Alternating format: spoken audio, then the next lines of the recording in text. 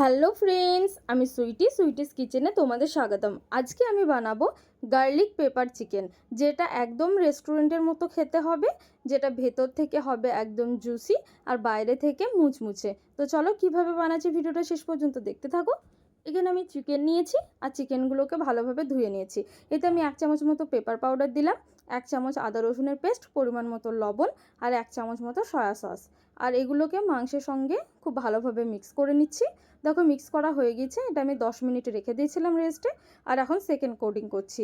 এটা আমি একটা ডিম দিলাম আর 2 চামচ মতো কর্নফ্লাওয়ার। এগুলোকেও খুব ভালোভাবে চিকেনের সঙ্গে মিক্স করে নেব। দেখো চিকেনের সঙ্গে খুব ভালোভাবে এগুলোকে মিক্স করে নিয়েছি। এখন আমি এগুলোকে ফ্রাই করে নেব। তার জন্য একটা কড়াই বসিয়েছি। কড়াইটা গরম হলে এতে আমি রিফাইন অয়েল দিলাম। রিফাইন অয়েলটা গরম হলে আমি এর মধ্যে একটা একটা করে চিকেনগুলো দিয়ে দিচ্ছি। আর এগুলোকে মিডিয়াম হিটে ফ্রাই করতে হবে। একদমই হাই হিটে ফ্রাই করলে কিন্তু ভেতর থেকে একদমই চিকেনটা হবে না, বাইরে থেকে কিন্তু মনে হবে দেখে হয়ে গিয়েছে। তাই একদম লো হিটে বা মিডিয়াম হিটে ফ্রাই করতে হবে। দেখো এগুলো মানে এক সাইড ফ্রাই হয়ে গেছে, তাই উল্টিয়ে পাল্টিয়ে নিচ্ছি আরেকটা সাইড ভালোভাবে ফ্রাই করার জন্য। এখন দুই সাইডে হয়ে গিয়েছে চিকেনগুলো ফ্রাই, তাই এই পর্যায়ে আমি চিকেনগুলোকে ভালোভাবে ছেঁকে উঠিয়ে নিচ্ছি। এখন আমি আর একটা কড়াই বসাবো চিকেনটাকে বানানোর জন্য।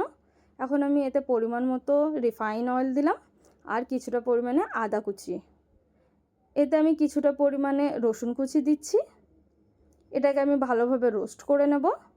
আর রোস্ট করা হয়ে গেলে এর মধ্যে এখন আমি একটা পেঁয়াজকে কুচি করে কেটেছি সেটাই দিয়ে দিলাম। পেঁয়াজটাকেও ভালোভাবে নাড়াচাড়া করে নিয়ে হালকা রোস্ট করে নিয়ে এখন আমি এর মধ্যে একটা ক্যাপসিকামকে দিয়ে দিলাম কেটে। ক্যাপসিকামটাও হালকাভাবে রোস্ট করে নেওয়ার পরে এতে আমি 1 চামচ মতো সয়া সস দিচ্ছি। সয়া সসটাকেও খুব ভালোভাবে এর সঙ্গে মিক্স করে নিচ্ছি। আর মিক্স করা হয়ে গিয়েছে। এখন এই পর্যায়ে আমি অল্প পরিমাণে জল দিয়ে দিচ্ছি এতে।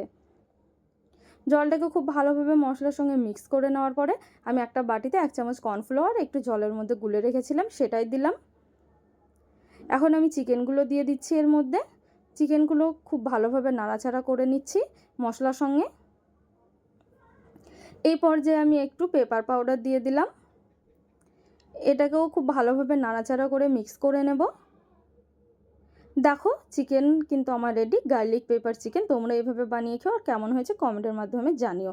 দেখা হচ্ছে নতুন একটি রেসিপি নিয়ে। Thanks for watching.